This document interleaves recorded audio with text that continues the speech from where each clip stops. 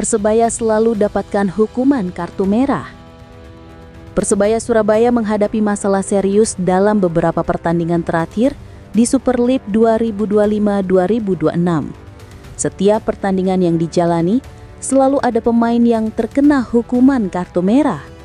Hal ini tentu menjadi perhatian serius bagi jajaran pelatih dan pemain.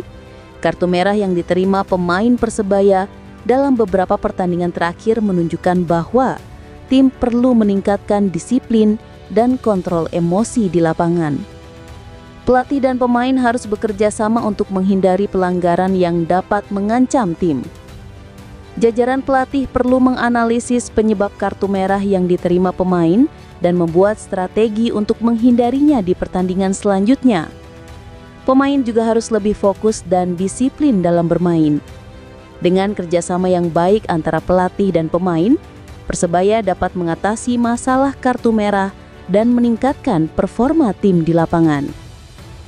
Kita tunggu langkah-langkah yang akan diambil oleh Persebaya untuk mengatasi masalah kartu merah. Semoga tim dapat menunjukkan performa terbaiknya dan meraih hasil positif di pertandingan selanjutnya. Eduardo Perez mulai pusing pikirkan desakan mundur. Tekanan mulai menghampiri kubu Persebaya Surabaya. 3 laga tanpa kemenangan membuat posisi Green Force merosot ke papan tengah klasemen Super League 2025-2026. Hasil imbang melawan Dewa United dan PSBS Biak, ditambah kekalahan dari Persija Jakarta, menjadi sinyal bahwa pasukan hijau sedang kehilangan taji. Sorotan utama tertuju pada pelatih Eduardo Perez. Juru taktik asal Spanyol itu dinilai belum mampu menjaga konsistensi performa tim, terutama dalam hal produktivitas gol. Dalam 3 pertandingan terakhir, Bruno Moreira dan kolega hanya mampu mencetak 2 gol, meski sudah diperkuat sejumlah pemain berkarakter menyerang seperti Mihailo Perovic dan Diego Mauricio. Kritik pun berdatangan dari para bonek, supporter setia Persebaya, yang menilai tim kesayangannya tampil kurang greget. Namun, Perez mengaku tak punya waktu untuk memikirkan komentar di luar lapangan. Fokus utamanya kini hanya satu, membawa Persebaya kembali ke jalur kemenangan. Kami bekerja sangat keras untuk meraih 3 poin. Setiap pertandingan berbeda. Kami terus melanjutkan persiapan untuk laga berikutnya melawan Persis Solo, ujar Perez dengan nada serius usai sesi latihan di Gelora Delta Sidoarjo. Menurut pelatih berusia 50 tahun itu, semangat dan gairah pemain masih terjaga. Ia menolak anggapan bahwa skuadnya mulai kehilangan motivasi. Perez menegaskan, ia dan tim pelatih terus mendorong para pemain agar tetap percaya diri meski tekanan dari publik terus menguat. Pekerjaan saya bukan hanya menganalisis pertandingan, tetapi juga menularkan aura positif kepada para pemain. Mereka sudah bekerja sangat keras, jadi saya minta bonek untuk tetap percaya, ucap Eduardo Perez. Persebaya dihantam badai absen pemain. Persebaya Surabaya tak akan bisa diperkuat oleh beberapa pemain pilarnya saat menjamu Persis Solo. Eduardo Perez pun memutar otak. Mikael Tata dan Leo Lelis harus absen membela Persebaya karena hukuman kartu merah. Sementara itu, Risto Mitrevski masih dalam masa pemulihan cedera bahu. Oleh karena itu, pilihan lini belakang Persebaya menjadi minim.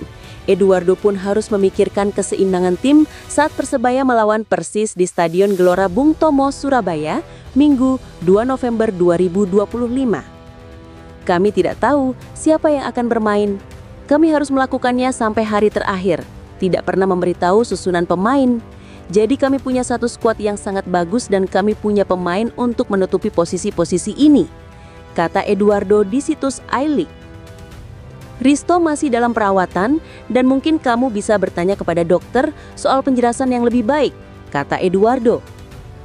Satu kabar baik didapat Persebaya, Dejan Tumbas sudah bisa dimainkan pada laga Super League akhir pekan ini.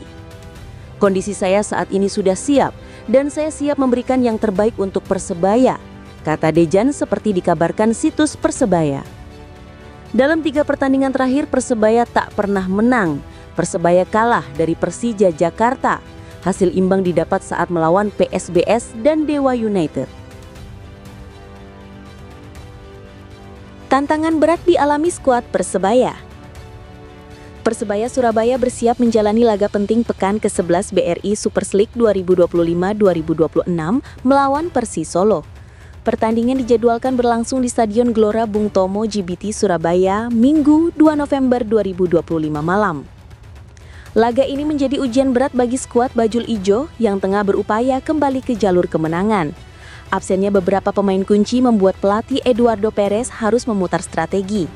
Pelatih asal Spanyol itu mengakui kondisi tim sedang tidak ideal menjelang duel menghadapi Persis. Ia menegaskan belum dapat memastikan komposisi pemain yang akan diturunkan. Kami tidak tahu siapa yang akan bermain. Kami harus mengakukannya sampai hari terakhir. Tidak pernah memberitahu susunan pemain, ujar Perez. Ia menambahkan bahwa tim memiliki kedalaman skuad yang bisa menutupi posisi pemain absen. Situasi ini membuat Perez mempertimbangkan rotasi besar di lini pertahanan. Tujuannya agar keseimbangan tim tetap terjaga saat menghadapi tekanan dari Persis Solo. Meski dalam kondisi pincang, Persebaya masih memiliki opsi pemain pengganti di posisi bek. Perez menyebut keunggulan skuadnya adalah fleksibilitas para pemain dalam menjalankan berbagai peran. Di sisi lain, dukungan penuh bonek di Stadion Gelora Bung Tomo menjadi suntikan semangat bagi tim. Atmosfer kandang diharapkan bisa mengangkat motivasi pemain untuk tampil maksimal. Laga melawan Persis menjadi momentum penting untuk memperbaiki posisi di papan tengah. Perez menegaskan seluruh pemain bertekad memberikan hasil terbaik bagi publik Surabaya. Dengan semangat juang dan dukungan supporter fanatik Bajul Ijo, berusaha bangkit dari tekanan. Mereka berharap kemenangan di GBT bisa menjadi awal kebangkitan di paruh pertama musim ini. Kembalinya Dejan tumbas saat hadapi Persis nanti. Persebaya siap bangkit, jamu Persis Solo dengan kehadiran Dejan tumbas. Persebaya Surabaya siap menjamu Persis Solo di Stadion Gelora Bung Tomo atau GBT pada Minggu 2 November 2025. Tim berjuluk Bajul Ijo ini akan mendapatkan tambahan tenaga dari Dejan tumbas yang telah kembali dari sanksi. Kehadiran Dejan tumbas sangat penting bagi Persebaya, terutama karena tim ini harus menghadapi pertandingan tanpa dua pemain pentingnya, Leo Lelis dan Mikael Tata, yang terkena kartu merah. Selain itu, Risto Mitrevski masih dalam masa pemulihan cedera. Pelatih Eduardo Perez menegaskan bahwa timnya siap bangkit setelah 3 laga tanpa kemenangan. Ia bertekad untuk meraih 3 poin di depan pendukung setia Persebaya, bonek. Dengan semangat juang yang tinggi dan strategi yang matang, Persebaya berharap dapat mengatasi Persis Solo dan memperbaiki posisi di klasemen. Kita tunggu pertandingan seru antara Persebaya dan Persis Solo. Apakah Bajul Ijo dapat bangkit dan meraih kemenangan? Kalau menurut dulur bonek, akankah Persebaya mampu meraih poin penuh di kandang? Tuliskan tanggapan kalian di kolom komentar.